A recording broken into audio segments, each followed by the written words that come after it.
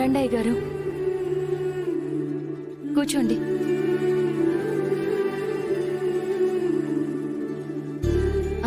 నానిప్పుడే వస్తాను.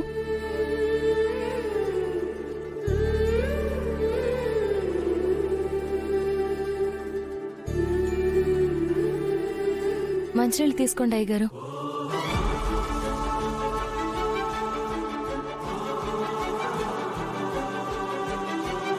మీకు జరిగిన అన్యాయం సొత్తుంటే చాలా బాధగా ఉంది అయ్యగారు.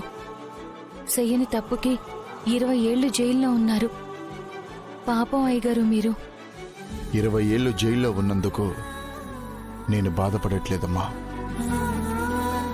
20 ఏళ్లుగా నా కూతురికి దూరంగా ఉన్నందుకు బాధపడుతున్నాను. 20 ఏళ్లుగా నా కూతురికి తోడుగా లేకపోయానే అని బాధపడుతున్నాను. నా బిడ్డ పాలకేడ్చిందో కూటికేడ్చిందో అని తలుచుకొని ఏడవని రోజంటూ లేదు. నా బిడ్డ వేలు పట్టుకుని నడవాల్సొచ్చినప్పుడు నేను పక్కన లేను.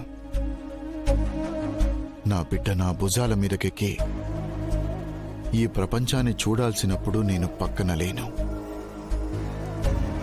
తనని స్కూల్ దగ్గరికి పంపించడానికి నేను పక్కన లేను. నా బిడ్డకి 20 ఏళ్ళయ్యుంటే నా బిడ్డ పెద్ద మనిషి అయి ఉండేది. అప్పుడు నేను పక్కన లేను. పెళ్ళిడికి వచ్చుంటుంది, అప్పుడు నేను పక్కన లేను.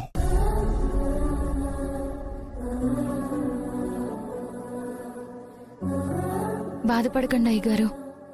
ఇంతకాలం మీరు జైల్లో ఉన్నారు కాబట్టి తన పక్కన లేరు. ఇప్పుడు బయటకొచ్చారు కాబట్టి ఇంక పక్కనే ఉంటారు. అది కాదమ్మా నా బాధ. మరేంటయ్యగారు? గడిచిన 20 ఏళ్లలో నేను తన పక్కన లేను అంటే